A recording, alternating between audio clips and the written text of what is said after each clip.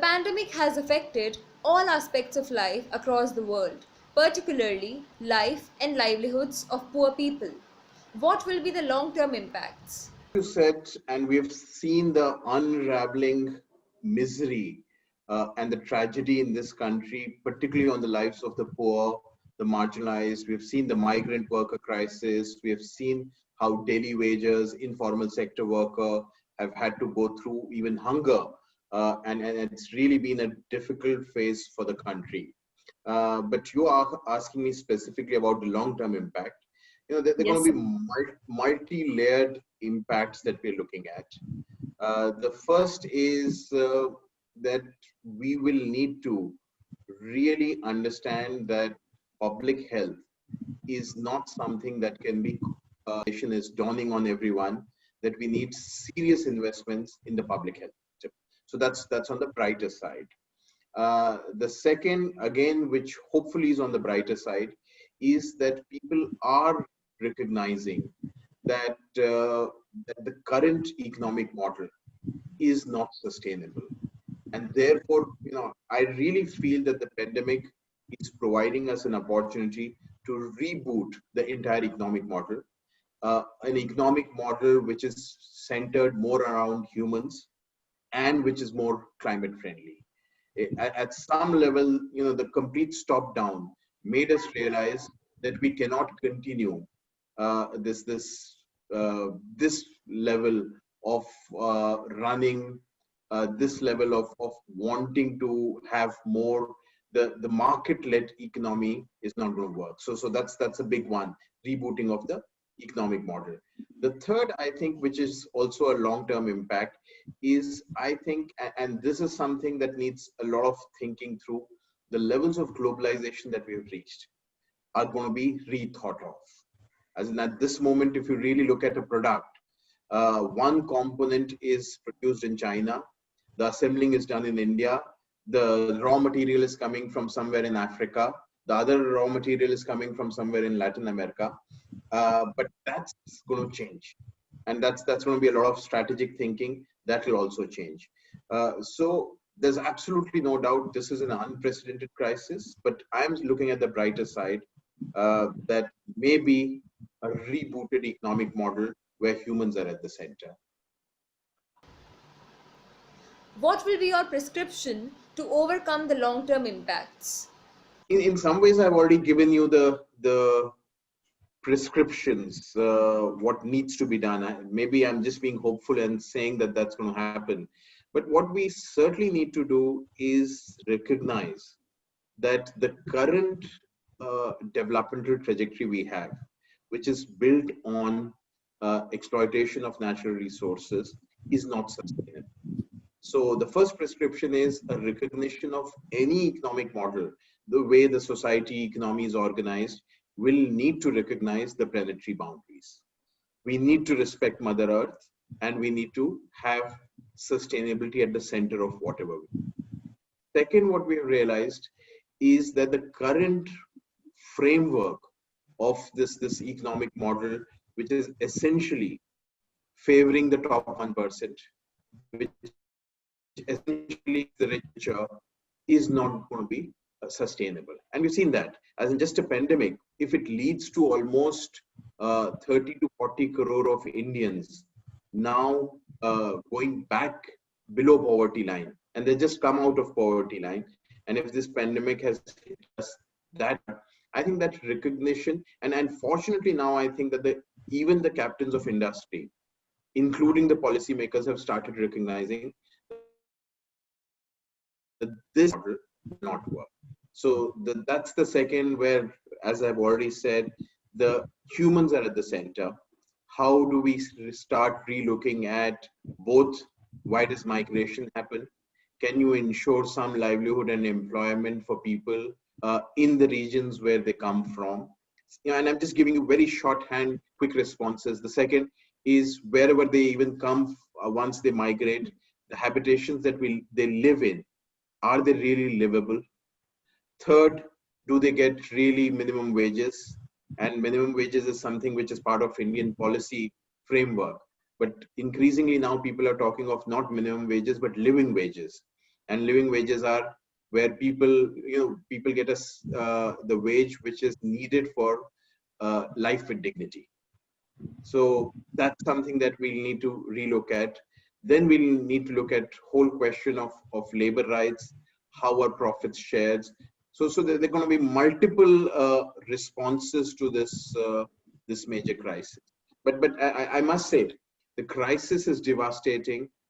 But I hope that the world is seeing this as a wake-up call. What is your impression of the government and NGO engagement in coping with this pandemic?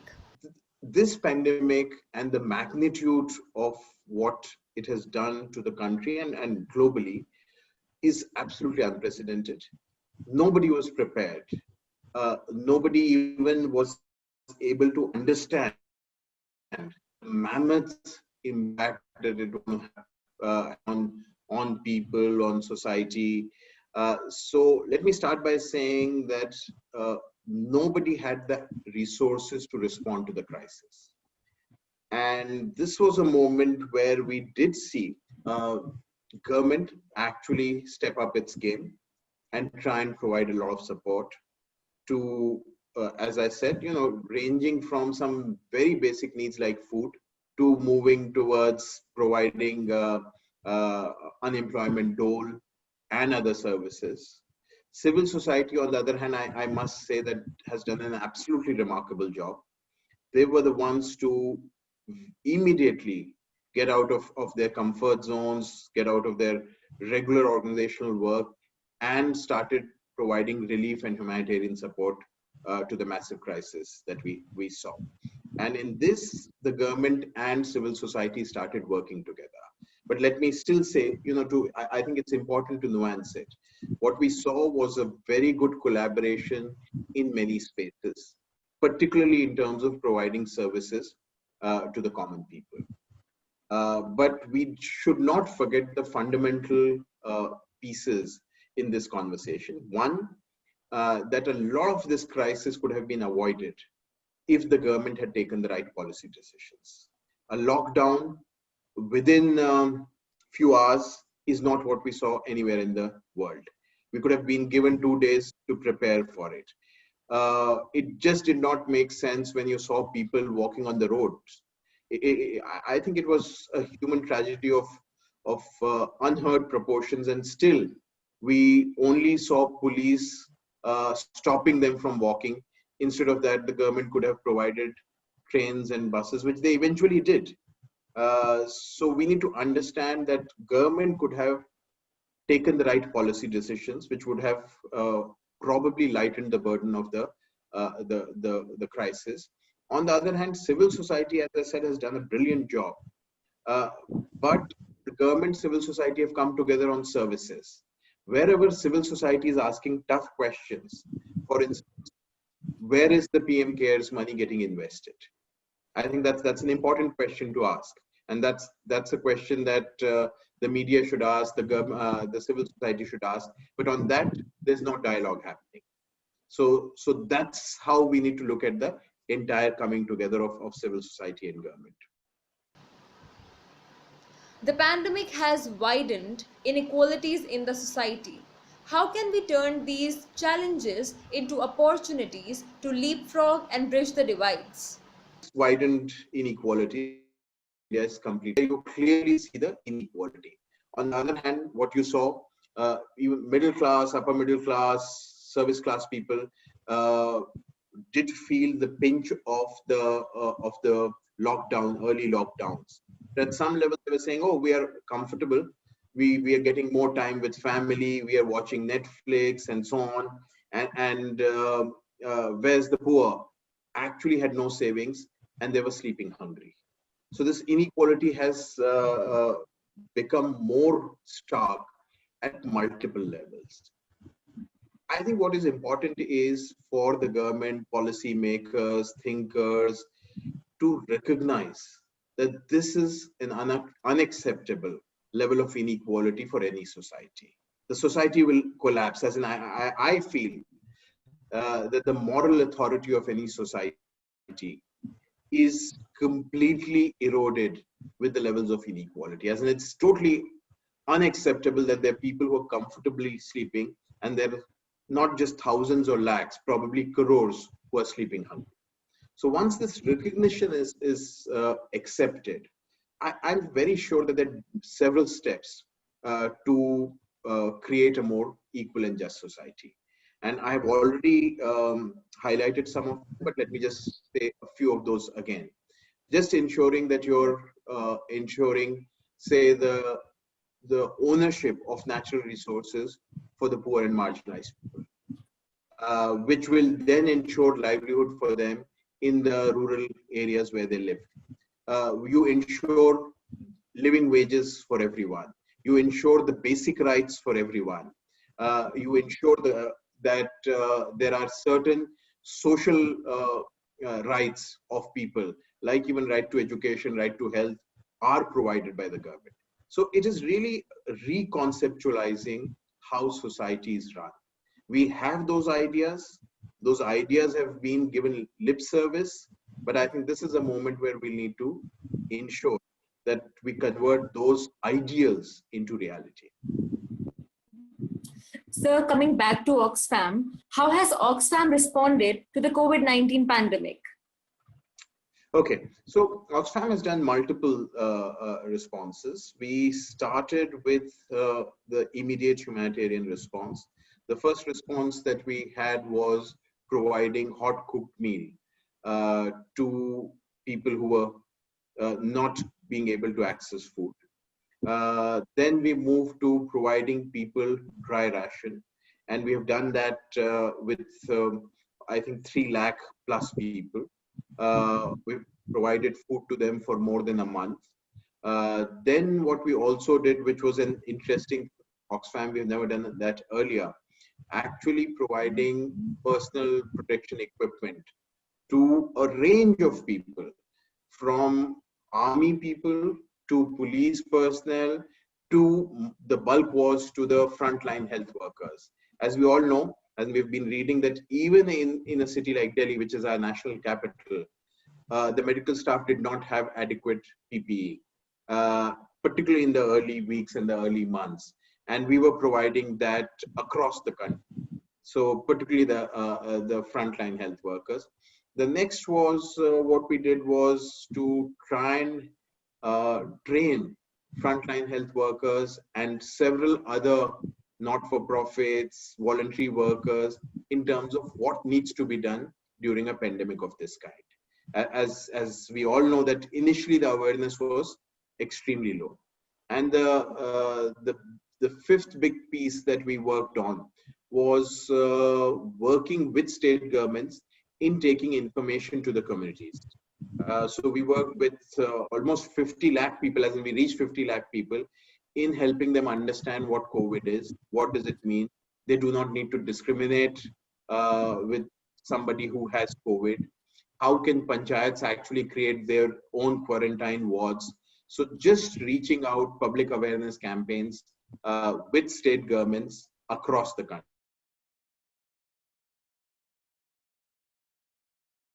Basket of humanitarian work.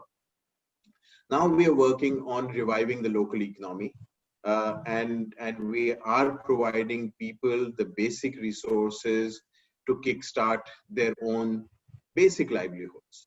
So we are now even doing direct cash transfers, very small cash transfers to people who are working with very small livelihood, whether it's piggery, whether it is fishery, or working with the non-timber forest produce. So we are providing the basic cash transfer so that they can kickstart their livelihood again. Okay. How is the pandemic likely to influence Oxfam's work in the long run? In the long run, there are 2-3 things that I can already foresee. One, what's going to happen is that, and we're very keen, that we want to invest a lot of our energies now in ensuring that India sees a far more robust public health system. So working on the public health system is going to become a very important priority for us. So that's one piece. The second, what we also visualize is that the work, particularly with the informal sector workers, needs to be strengthened. These are the ones who have been the worst affected by this pandemic, and we'll strengthen that piece of work. The third, I would say, is there's also this realization that we probably need to now brace up for lesser resources. That's a reality that's going to hit all the not-for-profits in this country and probably globally. That we have lesser resources but greater demands from the community. So how do we work with lesser resources but don't compromise on our work? It's going to be a tough one, but that's looking at the organizational side of it.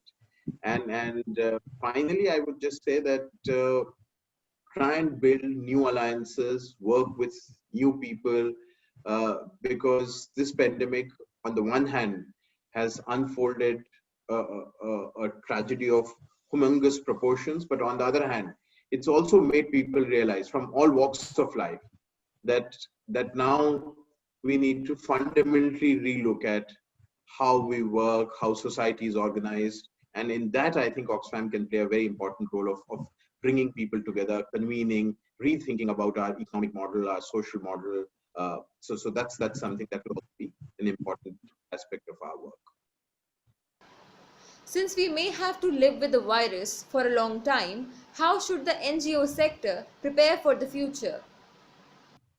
So it needs to, the NGOs are on the front line of a response to any major crisis. And this is probably one of the biggest crises, at least this generation has seen. So we need to brace up for a very, very tough future for the society, and therefore, many more demands of the civil society. So civil society, NGOs need to step up their game, our game. We need to be responding to the needs of the people at a far bigger level. So that would be something that we need to do. We need to bring in the whole humanitarian work again to the center of a lot of work we do. But we must also not forget the important role civil society plays in seeking accountability from the government, from power. I think ultimately we need to make power accountable, to democratize power, so that everybody is able to come out of this crisis. Sir, thank you. Sir, thank you very much for your insightful thoughts. Thank you for your time.